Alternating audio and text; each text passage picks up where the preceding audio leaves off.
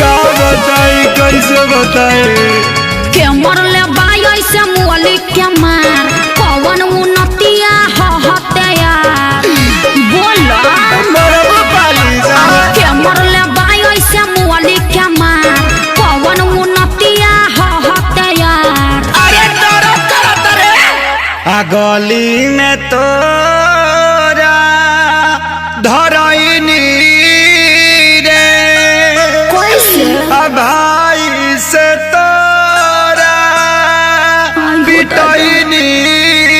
रे अरे का करे आइल रहो हड्डी मसली सब देल से दूर अरे मरले सारे कसम से भरापुर अरे मरले सारे कसम से भरापुर अरे मरले सारे कसम से भरापुर अरे कहाँ मरलो अरे का बताइए बड़ा मरले बासा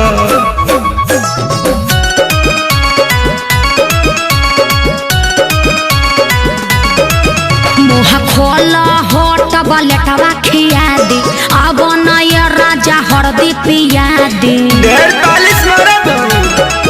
नहीं झरला पनु न गारा बात मीठा मीठा जानी कारा ओहो ऐसा कहे सोचता रह तनिको न कोइला हस विचार कुर्ता पाया टकुल ही देला सफार लहै हरदी गुड़ पीलो तका कर मिले हम आईनी रे प्यार में गलती भारी कईनी रे चुप रहो सब ठीक हो जाई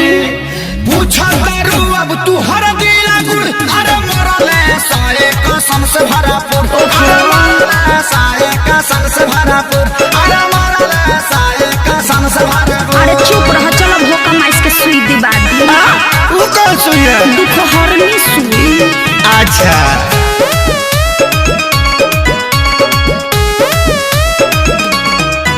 मरल सन जैसे मारे कसाई पापी हो बड़ी बड़े सभाई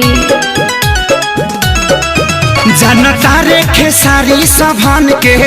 सब खेला है बचन के माने के नहीं मोहब्बत में हार ठीक नहीं कोइला सभाई हमार अरे हेंगा कोई मारेला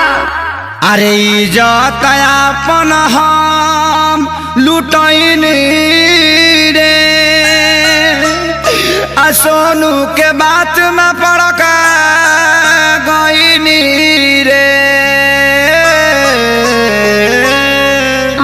रहे के बायब तो तोरा से दूर अरे मरले सारे कसम से भरा अच्छा चुप रह मरले सारे कसम से भरापुर अरे मरले सारे कसम से भरापुर